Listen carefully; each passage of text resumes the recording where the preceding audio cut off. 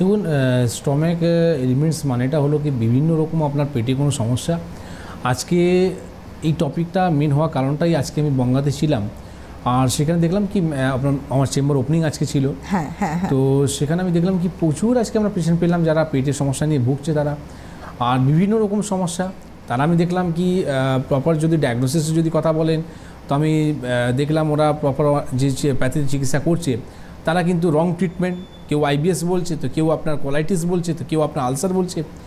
তো এটাই হচ্ছে মেন সমস্যা। যদি ভালো যদি ডায়াগনোসিস যদি না হয়, ভালো যদি আপনার রোগটা যদি ধরা না হয়, তাহলে সমস্যা কিন্তু কোনোদিন সমাধান হয় না।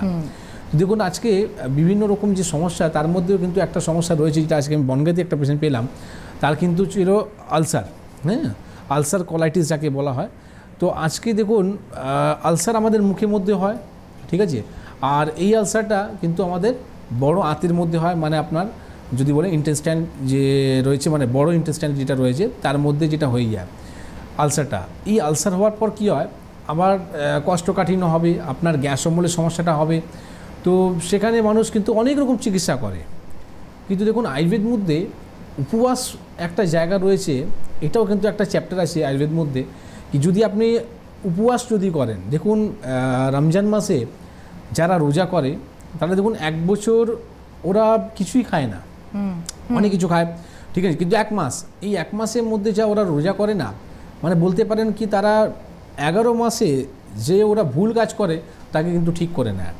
কেন কি উপবাস আমাদের আয়ুর্বেদ মধ্যে, এই হিন্দু শাস্ত্রের মধ্যেও রয়েছে, ঠিক আছে, তো একাদশীর মধ্যে হয়, আবার শ্রাবণ মাসের মধ্যে অনেকজন উপবাসটা করে। তো এটা দরকার রয়েছে, আপনি সবসময় যদি শুধু খেয়েই যাচ্ছেন, আর সেটাও তো একটা মেশিন, তাকে রেস্ট দিন। তো এখানে আয়ুর্বেদ কি বলে কি যদি আপনি কোনো বড় আঁতের মধ্যে যদি আপনার আলসার হয়ে থাকে, সেখানে সিম্পল আপনি 3 ডেজ, অনলি 3 ডেজ আপনি উপবাস করুন। উপবাস বলতে গেলে আপনি চাল খাবেন না, গমের রুটি খাবেন না, দুধ জাতীয় জিনিসটা আপনি খাবেন না, এই 3টে জিনিসটাকে আপনি বাদ দিন। তার মধ্যে আপনি নারকোল জল খেতে পারেন, এছাড়া আপনি সালাদ খেতে পারেন, এছাড়া আপনি স্প্রাউটস খেতে পারেন। তো এই যে 3 ডেজ আপনি করবেন না, 3 ডেজের মধ্যে আপনি কিন্তু খুব একটা বেনিফিট পাবেন, যেখানে আপনি উইদাউট মেডিসিনও কিন্তু এই জায়গাটা রিকভারি করা যাবে। কেন কি আপনার ডায়াগনোসিস যদি ঠিক হয়ে থাকে, আর যদি আলসারের জন্য আপনি যদি কোনো যদি চিন্তিত আছেন, ভয়তে আছেন, তো আপনি এটা করে দেখুন, অনেকটা আপনি উপকার হবে।